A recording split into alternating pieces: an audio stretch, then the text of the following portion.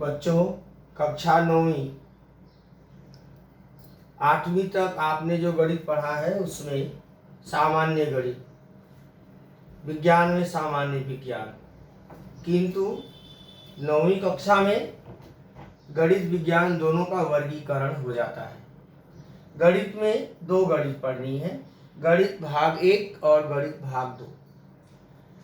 गणित भाग 1 को बीजगणित भी बोलते हैं, गणित भाग 2 को भूमिति। गणित भाग 1 का पहला पाठ समुच्चय हमने आपको पूरा वीडियो के माध्यम से पढ़ा दिया है, खत्म हो गया है।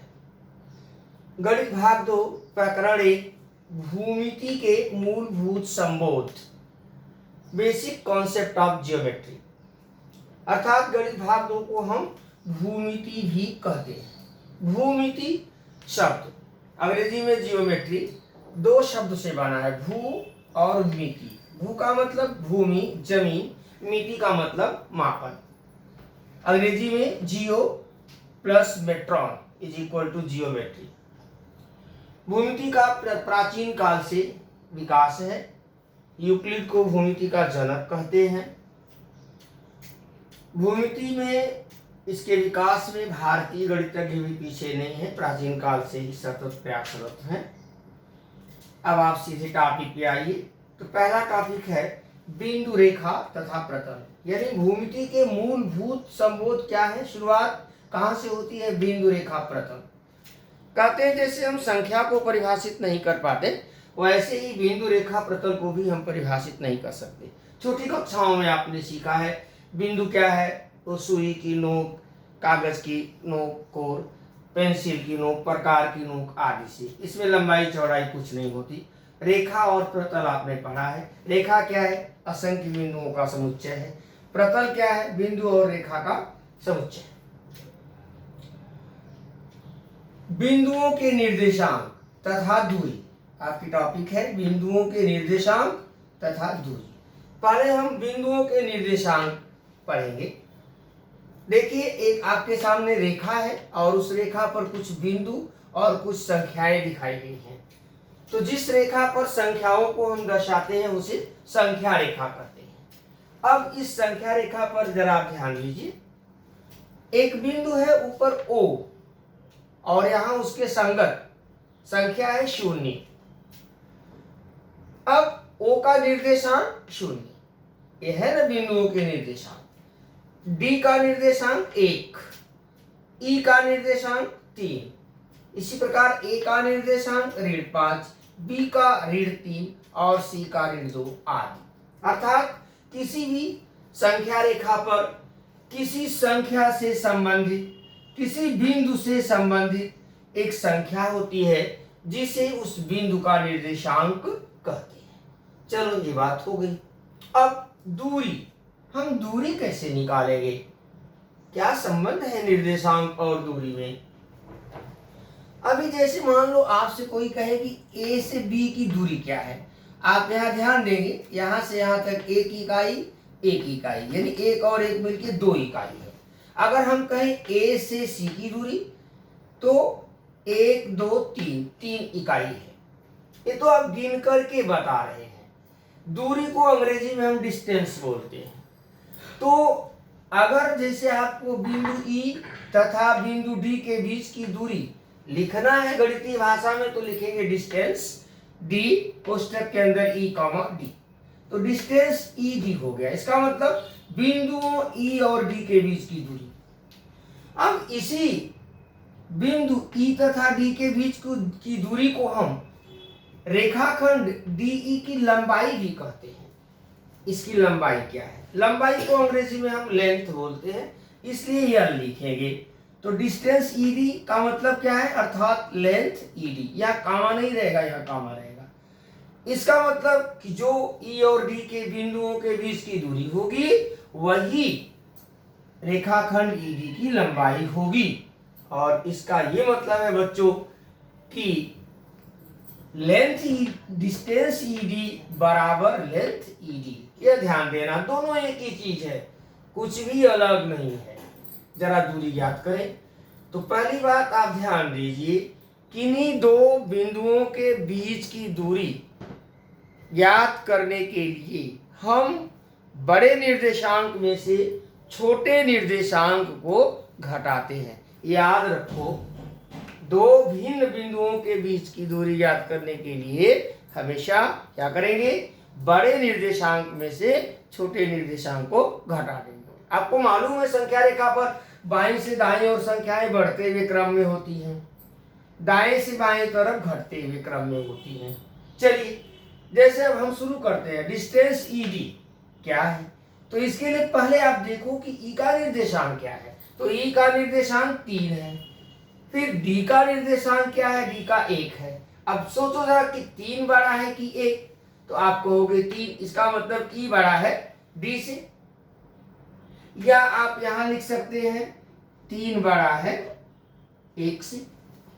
तो क्या किया आपने, दो बिंदुओं के बीच की दूरी कैसे निकाला, बड़े निर्देशांक में से छोटे निर्देशांक को घटा दिया, तो 3 ऋण 1 बराबर 2। यही लेंथ ईडी भी है 2, तो हो गया ना, डिस्टेंस ईडी बराबर लेंथ ईडी। चलिए एक और उदाहरण छोटा सा, डिस्टेंस सीडी, यानी आप बिंदु सी और डी के बीच की दूरी निकालना चाहते हैं।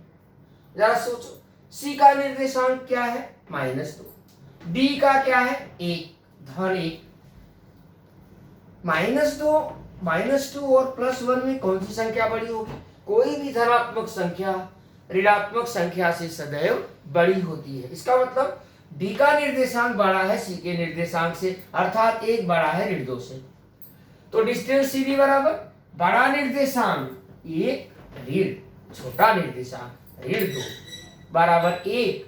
बाहर भी ऋण है, कोष्टक हटाएंगे, ऋण और ऋण का गुणा होगा धन, क्योंकि घटाते समय चिन्ह बदल जाता है। 1 धन 2 बराबर 3।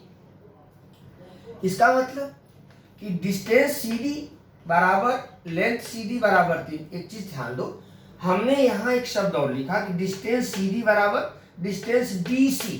इसका क्या मतलब होता है, आप चाहे C से D की तरफ जाके दूरी नापे या D से C, एक ही चीज है। आप रेखाखंड CD बोले या रेखाखंड DC बोले, उसमें कोई परिवर्तन नहीं होता है, एक ही चीज है। तो याद रखेंगे इस लाइन को। अब एक बात और, यदि आपको कभी लगे कि दो भिन्न बिंदुओं के बीच की दूरी 0 है, जैसे उदाहरण के तौर पे आपसे कोई कहे कि डिस्टेंस AB बराबर 0, तो इसका क्या मतलब हुआ, अभी तक आपने तो कुछ देखा, अभी डिस्टेंस AB बराबर 0 है, इसका मतलब A और B दोनों बिंदुओं के बीच की दूरी 0 है।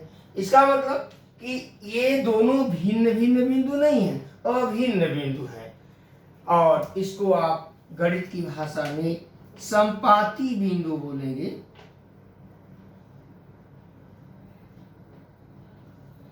यदि दो बिंदुओं के बीच की दूरी 0 हो तो ऐसे बिंदुओं को संपाती बिंदु बोलेंगे, कोइंसिडेंटल पॉइंट। चलो क्लियर हो गया। अब हम दूसरा एक टॉपिक उठाते हैं, मध्यता, बिटवीननेस। किन्हीं 3 भिन्न एक रेखीय बिंदुओं में मध्यता का संबंध स्थापित किया जा सकता है। तो याद रखो, बिंदु कितने होंगे, 3। कैसे होंगे, एक रेखीय और भिन्न भिन्न, तो ही उनके अंदर मध्यता का संबंध होगा। तो यदि कहते हैं, यदि PQR एक रेखीय भिन्न बिंदु हो तो 3 प्रकार की संभावनाएं होती हैं। जैसे एक साथ 3 बच्चे खड़े हो जाए लाइन में ABC, अब तीनों में बारी बारी कोई भी बीच में होगा, वह यहाँ भी वही बात है। देखो PQR बिंदु है, पहली बार यहाँ देखो, पहले चित्र में Q बीच में है, PR किनारे है, दूसरे में क्या है, R बीच में है, PQ किनारे है, तीसरे में क्या है, P बीच में है, RQ किनारे। मतलब या तो P फिर Q फिर R, या P RQ या RPQ। बच्चों याद रखो, यही 3 स्थिति हो सकती है। आकृति 1 के अनुसार यदि डिस्टेंस PQ धन डिस्टेंस QR, यहाँ देखिए PQ धन QR बराबर डिस्टेंस PR, तो बिंदु Q बिंदु P तथा बिंदु R के मध्य है, ऐसा कहा जाता है। अर्थात बिंदु P Q R में मध्यता का संबंध है और इस संबंध को P dash Q dash R द्वारा दर्शाया जाता है।